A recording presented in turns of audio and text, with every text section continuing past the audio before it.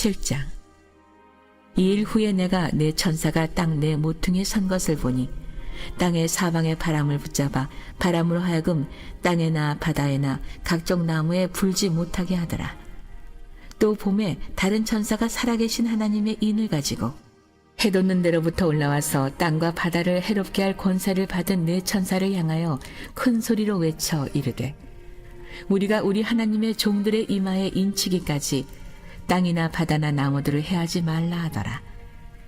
내가 인침을 받은 자의 수를 들으니 이스라엘 자손의 각 지파 중에서 인침을 받은 자들이 14만 4천이니 유다 지파 중에 인침을 받은 자가 1만 2천이요 루벤 지파 중에 1만 2천이요 갓 지파 중에 1만 2천이요 아셀 지파 중에 1만 2천이요 납달리 지파 중에 1만 2천이요 므낫세 지파 중에 1만 2천이요 시므온 지파 중에 1만 2천이요 레위 지파 중에 1만 2천이요 이사갈 지파 중에 1만 2천이요 스불론 지파 중에 1만 2천이요 요셉 지파 중에 1만 2천이요 베냐민 지파 중에 인침을 받은 자가 1만 2천이라.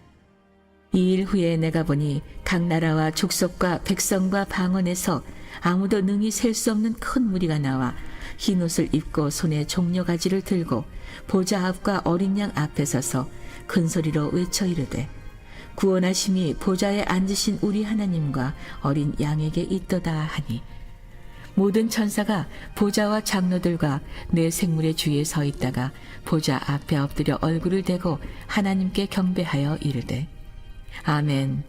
찬송과 영광과 지혜와 감사와 존귀와 권능과 힘이 우리 하나님께 세세토록 있을지어다. 아멘 하더라. 장로 중 하나가 응답하여 나에게 이르되, 이 흰옷 입은 자들이 누구며 또 어디서 왔느냐? 내가 말하기를, 내 주여 당신이 아시나이다 하니, 그가 나에게 이르되, 이는 큰 환난에서 나오는 자들인데 어린 양의 피에 그 옷을 입어 희게 하였느니라.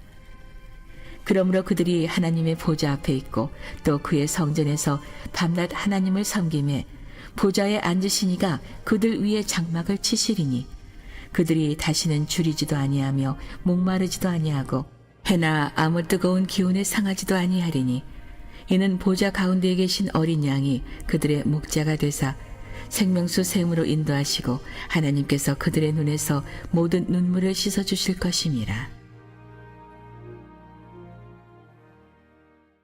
오늘도 마음의 소원을 품고 믿음으로 우리의 부활의 주가 되시는 주님께 나온 여러분 모두를 주님의 이름으로 축복하고 환영합니다. 하나님은 예수 그리스도를 통하여 우리 가운데 놀라운 선물을 줬다 그랬죠. 그 선물이 바로 뭐예요? 살아있는 희망, living hope. 어떤 경우에도 우리의 삶을 무너뜨릴 수 없는 그 살아있는 산소망을 우리에게 선물로 주셨습니다. 오늘도 우리에게 허락하여 주신 그 살아있는 희망을 가슴에 품고 자녀를 위해 기도하고 가정을 위해 기도하고 교회를 위해 기도하고 이 나라와 민족을 품고 기도하는 갈릴리 모든 성도들이 되시기를 간절히 바랍니다. 여러분의 그 희망이 불꽃처럼 타올라서요, 이 어둠을 물리치고 위기를 기회로 만들어가게 될 줄로 믿습니다. 오늘도 하늘문이 열리는 거는요, 그런 희망을 가지고 기도하는 이들, 그것을 우리가 다른 말로 말하면 믿음의 기도다라고 말을 하는 거예요. 할렐루야. 그 믿음이 역사를 만드는 동력이 되기를 간절히 바랍니다. 오늘 이 요한계시록 7장인데 이 요한계시록의 말씀은 기독교 경전 전체에서 가장 어렵고 난해한 말씀의 책이에요. 그러나 이 책의 비밀을 알고 나면 참 우리가 다른 말씀도 너무너무 중요하지만 요한계시록의 말씀만큼은 반드시 읽어야 한다. 반드시 묵상해야 한다. 라고 하는 사실을 깨닫게 될 겁니다. 제가 말씀드렸듯이 제가 쓴 책을 여러분 꼭 한번 읽어보시고 함께 읽으면서 이 말씀을 접하면 그 말씀의 비밀이 열리게 됩니다. 자, 1장부터 3장까지는 지상교회에 관한 말씀이라고 말씀을 드렸고 또 4장과 5장은 천상교회에 관한 말씀이었어요.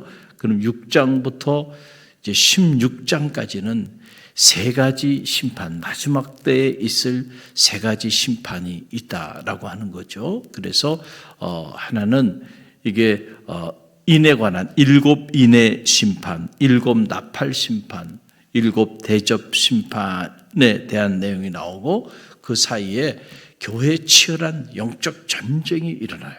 여러분, 이 마지막 환란의 때에는요, 이게 엄청난 영적 전쟁이 일어나고 있는 거예요. 가정에도 일어나요. 부부간에도 일어납니다.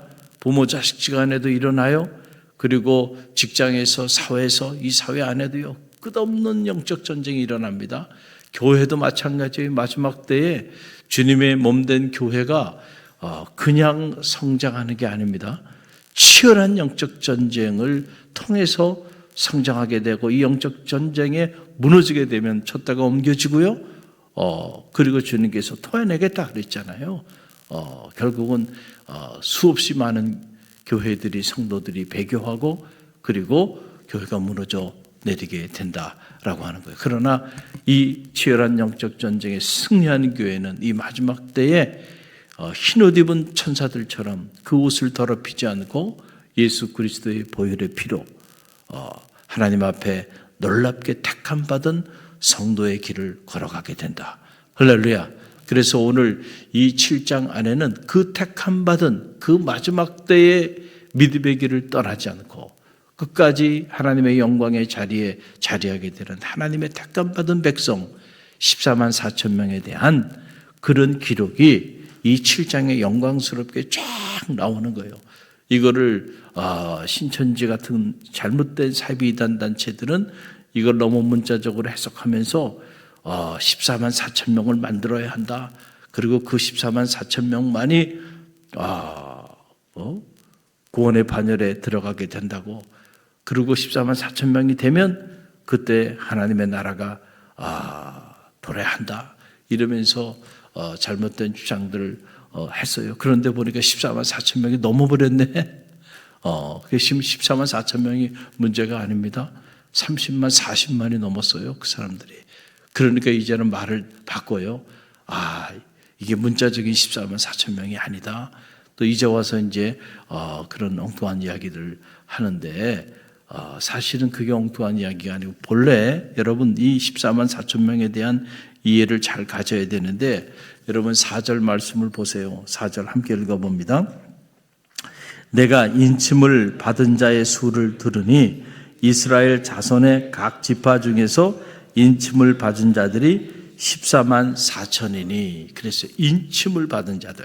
인침을 받는다는 건 뭐냐면은 당시 그 주인의 소유, 그 소유를 나타내기 위해서 주인의 이름이나 이니셜을 새겨가지고 이렇게 그 인장을 새겼단 말이에요. 그래서 짐승을 봐도 그렇고 노예를 봐도 그렇고 그래서 그걸 보면 이게 소유권이 어디 있는지를 알게 되듯이 자 인침을 받는다는 그런 기록들이 성경 안에는 많이 나와요. 그 인침을 받았다라고 하는 건 뭐냐면 우리가 이제는 세상에 속한 자가 아니고 하나님께 속한 자가 됐다는 거예요. 할렐루야. 그래서 제가 말씀드렸죠. 이걸 스티그마라고 하는 거예요. 예수의 스티그마가 있어야 한다. 주님께 속한 자들은 우리가 주님께 속한 자라고 하는 인침을 받아야 돼. 그래서 우리가 영적인 스티그마가 있어야 된다. 예수의 흔적. 그래서 사도 바울은 나는 예수의 흔적을 지닌 자라 나를 괴롭게 하지 말라. 그랬잖아요. 우리가 정말로 예수 그리스도에게 속한 자라고 한다면 그 흔적을 지내야 한다. 그 흔적이 뭐예요? 복음을 위한 고난의 흔적. 그렇죠? 이 생명의 복음을 전하기 위하여 사도 바울이 겪었던 그 수많은 고난과 환난, 그것이 바로 예수의 흔적이에요. 정말로 예수께 속한 자라고 한다면 어떻게 그가 걸어간 그 복음의 그 길을 걸어가지 않을 수가 있겠는가? 너희들이 사람들 앞에서 나를 부인하면 나도 하늘 아버지 앞에 너희를 부인할 거야. 자, 주님께서 하늘 아버지 앞에서 난 저 사람이 도무지 누군지 모르겠다 부인하는 그 사람이 어떻게 주님께 속한 사람일 수 있겠어요?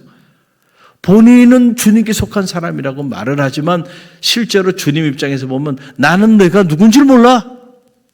누군지 난 몰라, 나는. 나를 부끄럽게 생각하면 나도 영광의 날에 너를 부끄럽게 생각할 거야. 그렇죠? 여러분, 그래서 우리가 실제로 하나님께 속한 자가 된다고 하는 것은요, 이거는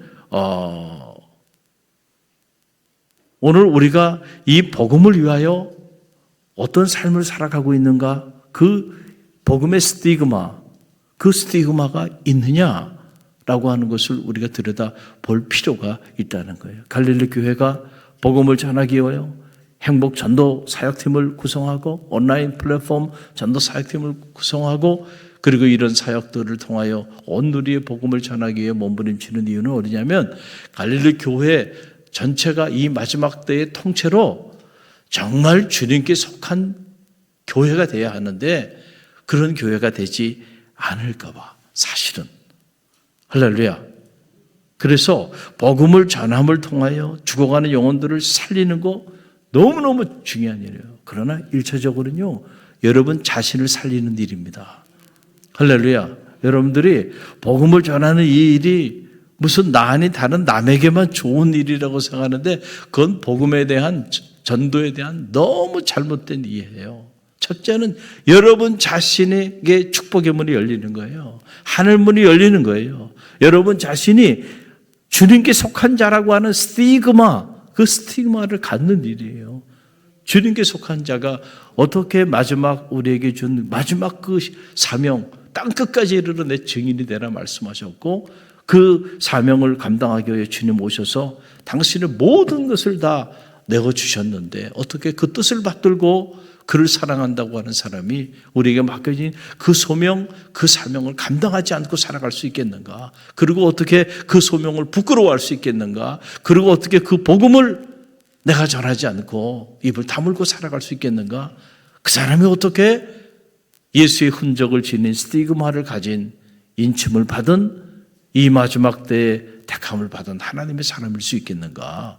라고 하는 사실이에요. 자, 그래서 오늘 이 요한계시록 이 7장에 보게 되면 각 지파별로 해가지고 쭉 누가 몇 사람이 인침을 받았는지 이런 게 쭉 나와요. 그런데 이걸 우리가 문자적으로 해석하기보다는 영적으로 해석할 필요가 있다는 거예요. 할렐루야. 택함 받은 하나님의 사람들. 그래서 여러분 보세요. 그리고 그 택함 받은 하나님의 사람들에게 인침을 허락하여 주는 그 의미가 무엇인가라고 하는 것을 우리가 알 필요가 있어요. 여러분 구약에 보게 되면 이스라엘의 그 출애굽의 역사를 이루면서 자, 그냥 430년 동안 노예로 살았던 그 삶을 그냥 청산이 되질 않습니다.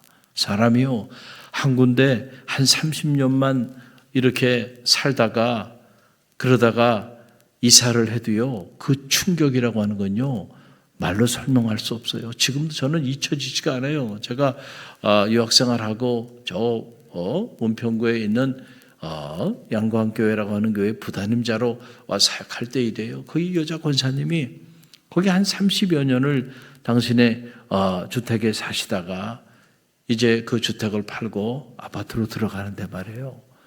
이야, 이분이 펑펑 우시는 거예요. 아니 잘 돼서 가는 거예요. 그리고 뭐 어디 이민 가는 것도 아닙니다. 예? 그 동네에 좋은 아파트로 이렇게 들어가시는데도요. 30년 동안 살았던 그 삶의 자리를 그렇게 내려놓고 이주하는데요. 그러나 그 모습을 보면서 그러니 430년 동안 살았던 곳이에요. 아무리 노예로 살았어도 대를 위해서 430년 동안 살았으니까 자, 그 땅에 한 2대, 3대쯤 되면 노예로 살았지만 그 노예로 살아간 그 삶이 어떻게 된 거예요? 뿌리를 내렸겠죠. 그리고 그 삶의 적용을 다 했겠죠. 그런데 그거 다 청산하고 갑자기 갈 바를 알지 못하는데 모세가 나타나가지고 광야로 들어가자 그러니까 여러분 그거 들어갈 수 있겠어요? 쉬운 일이 아닙니다. 그래서 10가지 재앙을 내려요. 오늘 여기에 그 6장부터 16장까지 심판의 내용이 나오듯이, 자, 그때도 심판의 그 재앙이 임합니다. 10가지 재앙을 허락하여 주세요. 그런데 그 10가지 재앙으로 인해서 온 이집트의 그 장자들은 다 죽임을 당합니다. 그런데 이스라엘 백성들은 어린 양을 잡아서 어린 양의 피를 그 문설주에 어떻게 하게 했어요? 바르게 했어요. 지금 우리가 이 요한계시록의 입장에서 본다고 한다면 인을 치는 일이에요. 자, 이 집은 누구 집이에요? 하나님께 속한 백성들의 집이에요. 신약으로 온다면 그 피가 예수 그리스도의 보혈의 피를 상징하는 거죠. 그 피로 구속받은 사람들. 그래, 구약에는 자, 그 상징으로 어린 양을 잡아서 그 피를 문설주에 바르게 했어요. 그래서 그 문설주에 바른 그 집은요, 죽음의 영이 온 이집트에 임할 때에 pass over, 유월하게 했다는 거예요. 그래서 그 집은 죽음의 영이 임하지 않게 했단 말이에요. 택함 받은, 그렇죠? 하나님의 백성에게는 전 이집트의 장자들이 다 죽임을 당해도요, 괜찮아요. 두려워할 필요가 없다는 거예요. 그래서 요한계시록이 말하는 이 심판과 재앙의 메시지는요, 택함 받은, 하나님께 속함 받은, 인침 받은 하나님의 스티그마, 예수의 스티그마를 지닌 성도들은요, 두려워할 필요가 없어. 염려할 필요가 없다는 거예요. 잘못된 이 거짓 사이비 이단 단체들의 그 잘못된 유혹에 빠져가지고 그 두려움과 그 견딜 수 없는 공포감 속에서 자기 삶을 다 내려놓고 이상한 길을 걸어가게 만들어버리지만은 아니에요. 요한계시록이 말하는 종말과 심판은요, 하나님께 속한 자들에게는 승리의 사건입니다. 할렐루야. 악한 영들이 하나님의 심판을 받게 되는 그런 사건이에요. 그러니까 전 이집트에 그들을 430년 동안 노예로 부렸던 사람들이 심판을 받는 거예요. 그래서 그들에게 죽음의 영이 임하게 되지만은 이스라엘 백성들에게는 그 죽음의 영이 임하지 않아요. 패스오버 하는 거예요. 유월하게 하셨다. 할렐루야. 그 인침받은 하나님의 사람들, 오늘 요한계시록에 말하면 14만 4천 명. 그래서 세계적인 조직신학자 주르겐 몰트만은 말하기를 바로 이 사람들은 성령의 능력 안에 있는 하나님의 교회 백성들이라고 이렇게 해석을 한 거고, 에베소에 보게 되면, 자, 여러분 에베소서 1장 13절 말씀에 보게 되면 이런 말씀이 나와요. 그래서 에베소서 1장 13절 우리 함께 읽어봅니다. 그 안에서 너희도 진리의 말씀 곧 너희의 구원의 복음을 듣고 그 안에서 또한 믿어 약속의 성령으로 인침을 받았으니, 할렐루야. 약속의 성령으로 뭐를 받았어요? 인침을 받은, 약속의 성령으로 인침을 받았다는 건 뭐예요? 하나님의 영, 우리 갈릴리 교회가 성령의 바람이 부는 교회, 할렐루야.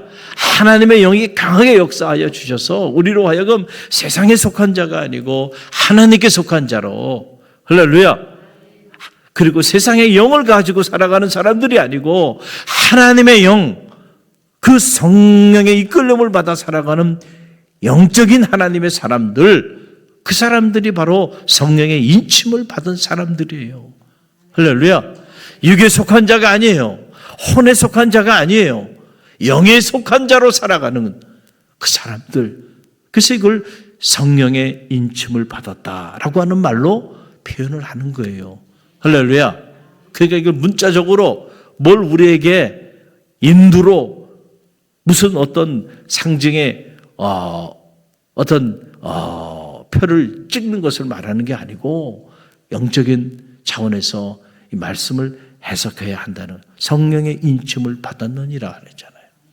그래서 이 마지막 환난의 때에 치열한 영적 전쟁이 일어나는 이 때에 여러분 이 영적 전쟁에 승리하고 예수 그리스도의 보혈의 피에 의지해서 예수의 스티그마 흔적을 지닌 자로 살아갈 그 14만 4천 명, 이건 딱 숫자로서 14만 4천 명이 아니고 하나의 상징이죠. 이스라엘의 12지파 그리고 신약의 12제자를 곱하면 144명이 되는데 거기에 구약에서는 1000이라고 하는 숫자는 완전 숫자예요. 그래서 신명기에 보게 되면 1000대의 축복, 1000대의 은혜가 나오잖아요. 할렐루야. 그 1000을 곱한 거예요. 그럼 14만 4천이죠. 자, 그러면 이것이 말하는 의미는 뭐예요? 이것이 갖는 그 숫자적으로 14만 4천 명이라는 것이 아니고 뭘 얘기하는 거예요? 하나님의 택함 받은 백성. 할렐루야. 성령의 인침을 받은 이 마지막 때에 성령의 인침을 받아 하나님의 심판이 어마어마한 심판과 재앙이 임할 때에 유월할 사람들. 할렐루야.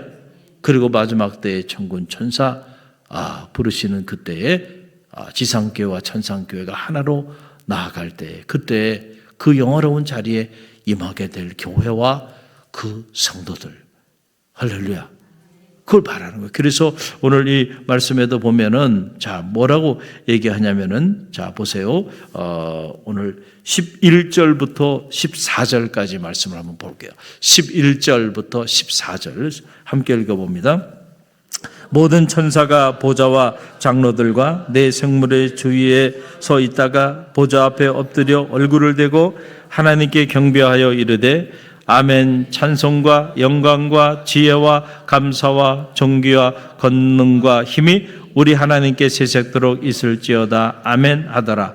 장로 중 하나가 응답하여 나에게 이르되 이 흰옷 입은 자들이 누구며 또 어디서 왔느냐? 내가 말하기를 내 주여 당신이 아시나이다 하니 그가 나에게 이르되 이는 큰 환난에서 나오는 자들인데 어린 양의 피에 그 옷을 씻어 희게 하였느니라. 할렐루야. 이 사람들이 도대체 누구야? 이 어마어마한 14만 4천 명이 되는 이 사람들이 도대체 누구야? 그 사람들이 누구라고요? 어린 이 환난 마지막 때에 그 환난에서 나오는 사람들인데 보니까는 그 사람들이 어린 양의 피에 그 옷을 씻어 희게 된 사람들이에요.